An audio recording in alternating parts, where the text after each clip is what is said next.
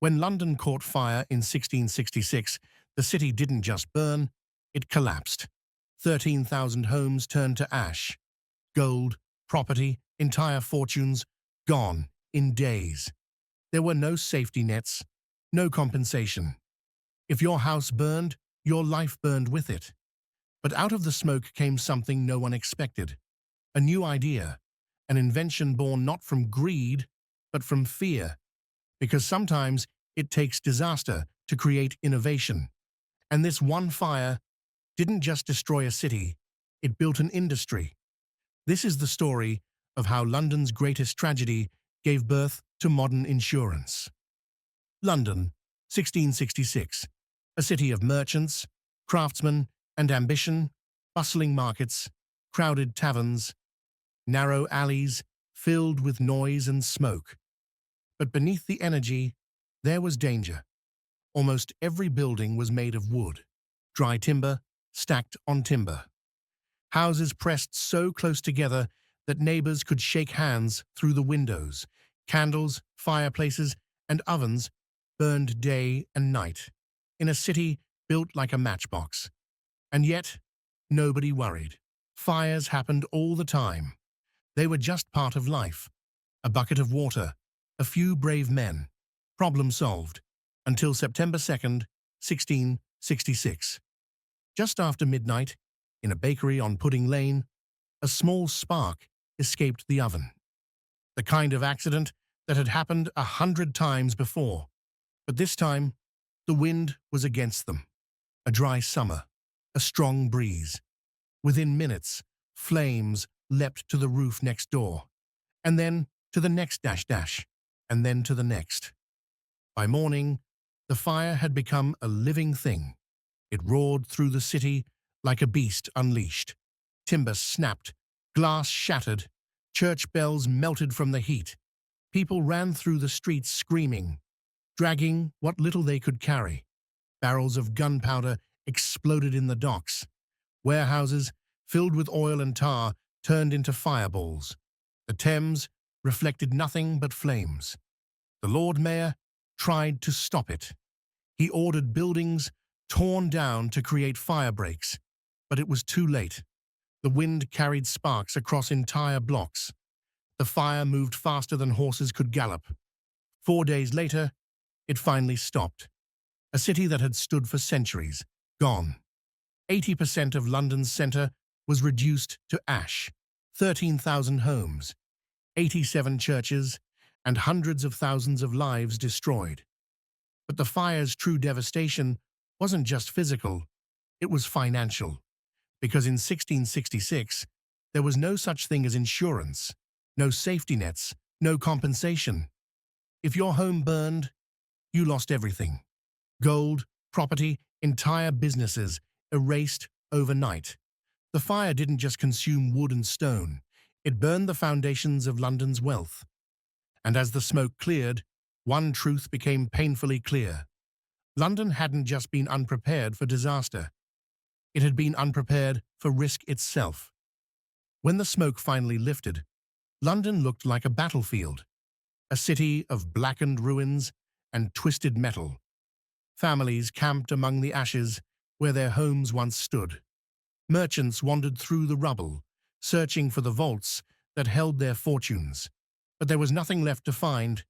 The fire hadn't just burned homes, it burned credit, confidence, and capital.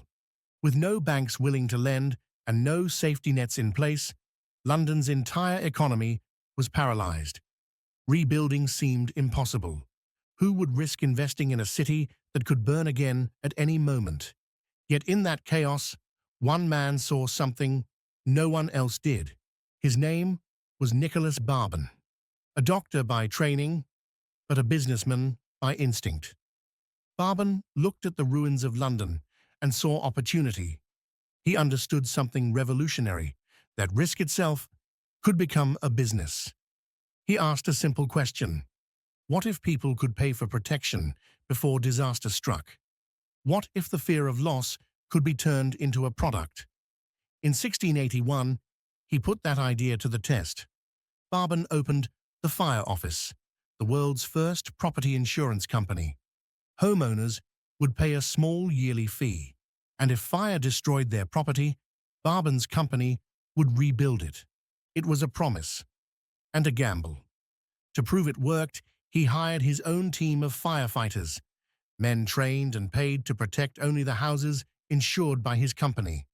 They wore red jackets marked with a bronze emblem, a phoenix rising from the flames. It was more than a logo. It was a message: London will rise again. And it worked. People lined up to insure their homes, merchants, landlords, and craftsmen, everyone who had lost everything, now wanted protection from the next great fire. For the first time, risk had a price, and those who could afford it could finally sleep at night. Barban had turned disaster into innovation and fear into profit. He didn't just rebuild houses, he rebuilt trust, because from that moment on, fire wasn't just a danger, it was a market. Barban's idea spread like wildfire. Within years, new fire insurance companies popped up all across London. Each had their own emblem and their own private fire brigades. Competition was fierce. When a building caught fire, rival brigades would race through the streets, not to save lives, but to save their clients' property. If a house wasn't insured with their company, they'd simply watch it burn. Out of this chaos came order. Insurance companies began placing metal plaques on every insured building. Small emblems shaped like shields, angels, or phoenixes. They were called fire marks, and they told firefighters which homes were protected. But behind these symbols, something bigger was happening. Insurance was changing the way people thought about risk itself. It turned uncertainty into calculation, fear into numbers, and disaster into business. Because once people realized they could measure risk, they realized they could profit from it. That idea, born in the ashes of London, would soon spread beyond fires, beyond cities, and reshape the foundations of global finance. By the early 1700s, London was rising again, this time stronger. The skyline had changed. Brick replaced wood, order replaced chaos, and risk had become a business model. What began with a few brave insurers and their fire brigades evolved into something far greater. Lloyd's Coffee House became the meeting point for merchants, bankers, and investors. Over cups of coffee, they made deals that would shape the future, insuring ships, trade routes, and entire empires. Insurance was no longer just protection, it was profit, a new kind of weapon in the age of empire. Because when risk became measurable, it became valuable, and that value powered the modern financial system. The Great Fire of London didn't just change architecture, it changed how humans think about danger and about money. From that moment on, wealth wasn't just about owning things, it was about controlling risk. Out of the ashes of London, a new kind of economy was born, and from that spark came the blueprint for capitalism itself. In the end, the Great Fire of London didn't just destroy a city, it exposed an idea that would redefine the world. From that blaze came more than ashes.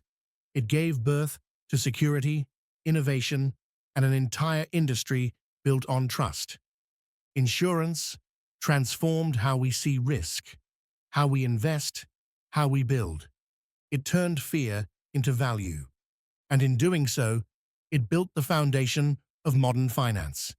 Every contract, every policy, every safety net we rely on today can be traced back to that moment in 1666, when London burned and humanity learned that loss could be managed, and that even chaos could be profitable. Because sometimes progress is born in the fire. If this gave you a new perspective, don't just scroll away, hit subscribe. This is Economic Chronicles, where history exposes the present and the future is written in the lessons we refuse to learn.